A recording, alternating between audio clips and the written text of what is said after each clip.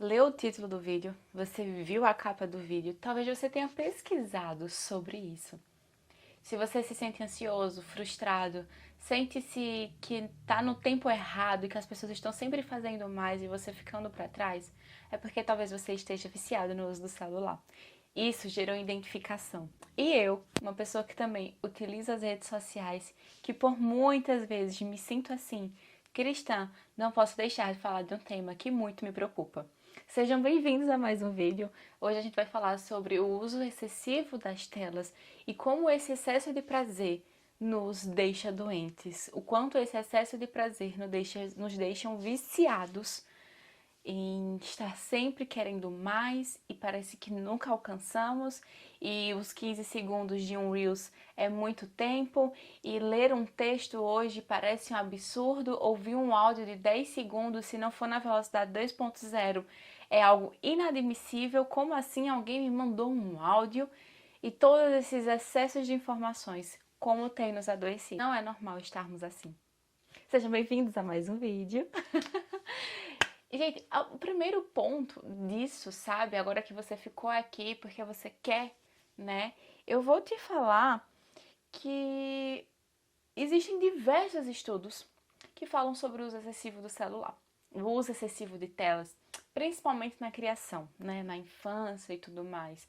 Só que a gente, às vezes, não percebe que estamos viciados, né? A gente sente que tem alguma coisa errada, sente que o tempo está passando e nós não estamos fazendo nada porque passamos horas a fio ali. E eu não quero endemonizar o uso do celular dizendo vamos erradicar todas as redes sociais, não, até porque eu tenho uma agência de marketing, né? Até porque minha prospecção de clientes para advocacia é lá, até porque eu gosto dessa conexão aqui. Mas o que eu quero trazer para vocês é a consciência desse uso. Se você se sente ansioso, você assim que acorda, a primeira coisa que tu faz é pegar o celular e ver as notícias do dia, antes de viver o teu momento, já dá um sinal de que a sua mente está com excesso de dopamina, você está com excesso de prazer, você quer sempre estar ali, sendo estimulado. E o tédio nos faz bem. E estamos perdendo o foco. Eu estou tendo muita dificuldade de sentar para estudar. Gente, eu fui estudante de direito. Tá? Antes de ser estudante de direito, eu tive que estudar muito para passar na faculdade. Depois eu tive que estudar muito para terminar a faculdade. E depois eu tive que estudar mais ainda para conseguir minha OAB. E parece que estudar 1 hora por dia é uma coisa que suga assim. Parece que tá me matando por dentro assim. Eu não consigo me concentrar. E isso é um sinal de que eu estou perdendo o foco, porque eu quero as coisas assim. Sabe? Estamos perdendo a nossa paciência, estamos perdendo nosso privilégio de ter tempo de espera. Sabe? A gente quer as coisas para agora. Se uma tela, um celular dá uma travada, por menor que seja, aquilo nos irrita profundamente. E são questões de segundos. Porque a gente está muito acelerado, a gente não quer mais ouvir um áudio que se não for na velocidade 2.0. Até o próprio Instagram, as próprias outras redes sociais, elas estão nos estimulando a esse excesso de velocidade, as coisas têm que ser rápido. Se você não faz um conteúdo com no mínimo 15 segundos, a chance das pessoas ficarem, assistirem é mínima e aí a plataforma não entrega e você fica sem visualização. E imagina aí, tanta coisa que a gente tem que ser acelerado no trânsito, deu uma fechada no sinal, você já tem que, se você não for imediato, já leva buzinada de todos os carros atrás, porque é tudo muito rápido para chegar a lugar nenhum. Pra quê? Por quê? Então, quando tu estiver assim acelerado, pensa, por que eu estou? Por que tem que ser tudo tão rápido? Por que tem que ser tudo... Não sobra tempo, não dá tempo pra nada, mas dá tempo pra ver a vida da blogueira que tu tanto se compara. Entende como as coisas estão distorcidas? Isso nos afeta, isso nos adoece. Eu comecei a ter essa percepção já há um tempo, quando eu percebia o quanto as crianças elas estão sem criatividade. Hoje é difícil uma criança que cresceu com tela, ela conseguir brincar só. É entediante. Ela não tem criatividade suficiente para brincar sozinha. E aí eu, analisando, eu pensei, poxa, mas eu me identifico nisso. Quantas vezes eu também não tive paciência de fazer as coisas só? Eu tenho que estar com uma tela do meu lado, eu tenho que estar prestando atenção, eu tenho que fazer tudo muito rápido para ter 5 minutos de descanso e poder pegar no celular. Quando eu estou entediada, a primeira coisa que eu faço é minha mãozinha assim, ó, é automático, é o nosso inconsciente, ó. Minha mãozinha assim, procurando o celular. Uma fila de espera, se você não pegar o celular, gente, parece que é uma morte. E nós não somos assim, a nossa natureza não precisa ser assim. Porque temos 24 horas no dia e elas precisam ser muito bem gastas. Uma vez eu vi uma frase, um Reels na verdade, eu não lembro de quem foi e tal, mas dizia assim, procrastinação não é a... Não lembro bem a palavra, mas era como se ela dissesse assim, procrastinar é você achar que pode pedir a Deus mais tempo para fazer aquilo que Ele já te deu o tempo. E quanto tempo eu não perdi? E depois eu pedi mais tempo a Deus. Ai, meu Deus, o prazo tá apertado. Mas eu fiquei horas a fio na internet. E aqui eu não tô falando de excesso de trabalho, de excesso de coisas que a gente tem para fazer diariamente. Não é esse o ponto. O ponto é trazer uma autoconsciência do uso das redes sociais. O ponto aqui desse vídeo é trazer uma autoconsciência do quanto isso nos afeta, quanto isso afeta nossas relações. A gente não sabe mais sair para jantar com amigos, com família, com namorado, esposo, sei lá, com quem você sai. E a gente não consegue mais ficar ali conversando de fato, sem ter um momento de pegar a tela do celular. Eu não tô falando de registrar os momentos, eu sou super a favor de registrar, gente. A foto é o que fica. Eu valorizo isso. Meu plano é cheio das fotos que eu tiro para relembrar aqueles momentos que eu vivi. Mas parece que as nossas relações estão ficando rasas. A gente não tem tempo para olhar nos olhos um do outro, conversar e dizer o que sente, porque a gente tá sempre assim. 5 minutos, menos que 5 minutos, a gente não consegue ficar sem procurar o celular. E eu trago essa autoconsciência para a gente ter autoridade sobre o uso do celular, para ele não nos dominar, mas sim para que a gente domine ele. E o primeiro passo para isso é ter a autoconsciência de aquilo que está nos afetando. É ter a autoconsciência de que isso está nos prejudicando. Está prejudicando em todas as áreas da vida, na social, na pessoal, na profissional, né? E nosso cognitivo está com excesso de informações. Às vezes a gente fica ansioso e nem sabe pelo que, né? E quando a gente para pra analisar, é porque a gente tava ali o tempo todo recebendo milhões de informações rápidas. O cérebro nem dá tempo nem de assimilar. Me fala, qual foi a última vez que tu parou para ler um artigo? Como se fosse num jornal, assim. E não é de notícias ruins, de coisas que tu gosta. Quando foi a última vez que tu parou para ler? Ler na internet. Se não for para vídeos, se não for para ver coisas assim. Quantas pessoas hoje se apegam a manchetes e ali elas tiram milhões de opiniões porque tiveram preguiça de ler 5 minutos a matéria? E eu, como cristã, ressalto esse ponto porque talvez a gente esteja idolatrando o celular. Essa dependência do celular nos denuncia muito, que a gente às vezes coloca ela num lugar que não é dela. Se Deus não é se Deus não é o Senhor do teu tempo, se Deus não domina o teu tempo, é porque alguma coisa está roubando o teu tempo. E se Deus não é a prioridade na tua vida, há de fato cristianismo no teu coração? Há de fato um Cristo no teu coração?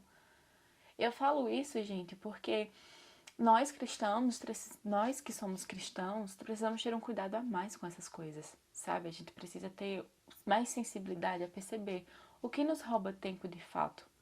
O que nos rouba tempo, o que nos rouba o prazer das coisas. Parece que ouvir uma pregação de 40 minutos hoje é um absurdo. E às vezes tem muito a ver com o fato de que a gente está com excesso de informações e a gente só quer um recorte da pregação que dê no máximo 2 minutos e ali a gente acha que vai nos edificar. Olha o perigo que isso está se tornando. Talvez você me ache extremista, tudo bem, mas eu me preocupo porque as coisas vão roubando o nosso tempo, a nossa vida, a nossa comunhão, aos pouquinhos mesmo. Ninguém começa viciado, cheirando 5 carreiras aí de pó. Não, elas começam com uma droga menor. Elas começam com uma outra coisa não resolvida. E talvez esse uso excessivo do celular denuncie outros problemas que estão por trás da tua vida. Procrastinação por crença de merecimento, falta de identificação, tantos fatores. E olha o perigo quando eu falo como cristã que eu me preocupo, porque se o uso de tela excessiva, essa rapidez, nos causa pelo menos duas coisas, que é impaciência e ansiedade. Deus fala sobre ansiedade, gente. Eu vou deixar a passagem aqui para vocês depois meditarem nela. Mas Jesus fala sobre ansiedade.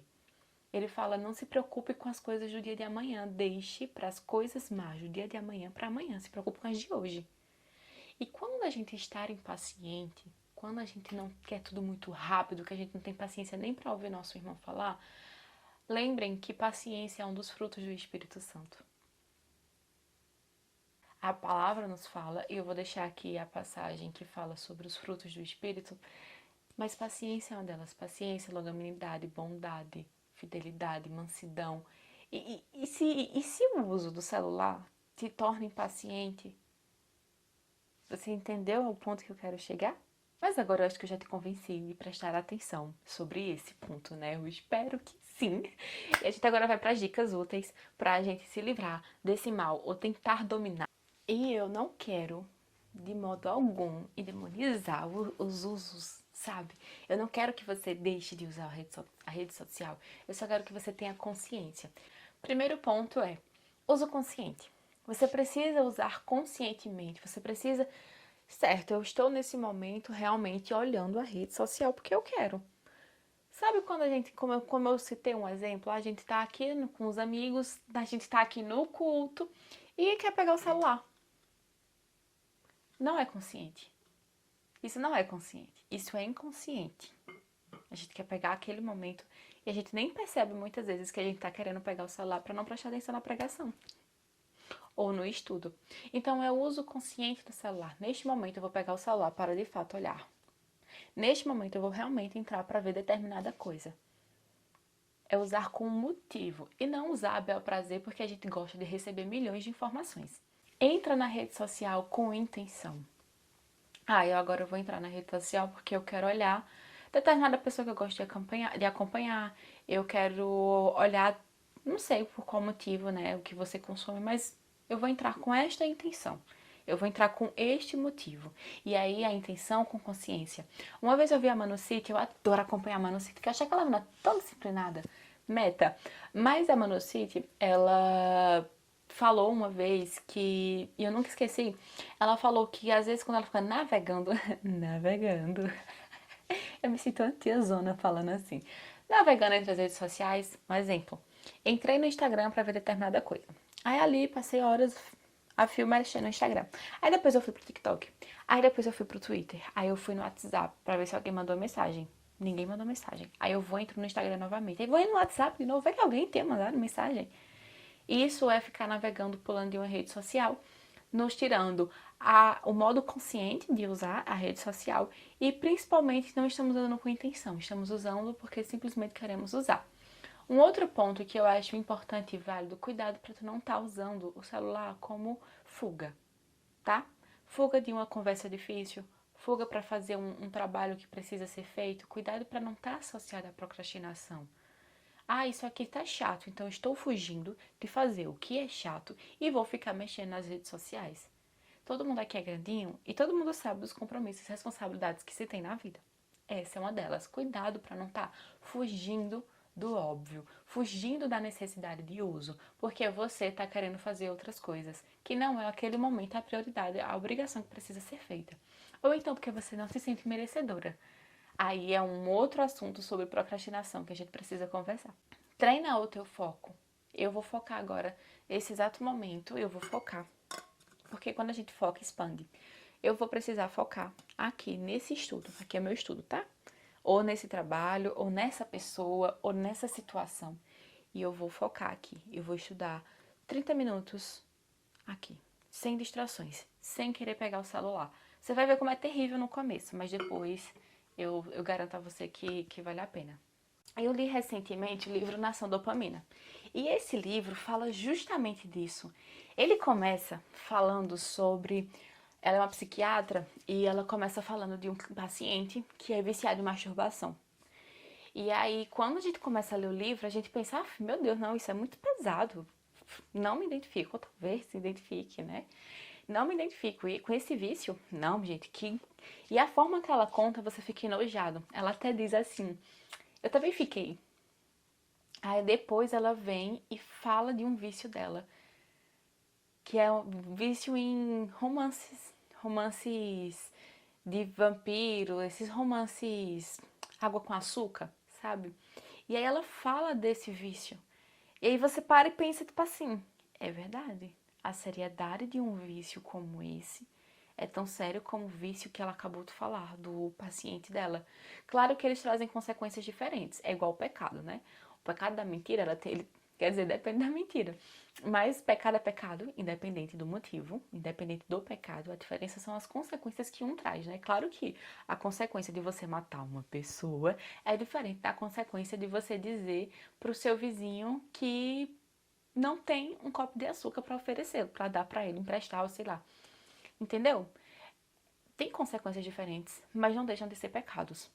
Tem consequências diferentes, mas não deixam de ser vícios. E aí, quando você vai entrando nesse mundo, ela vai falando toda a parte química, toda a parte neurológica do vício, por que acontece, e ela evidencia, ela escancara como somos viciados em prazer, em as coisas momentâneas, e que esse excesso de prazer que nos tira, que não nos permite ter tédio, e nosso corpo não foi feito para viver com excesso de informações, o quanto isso nos adoece.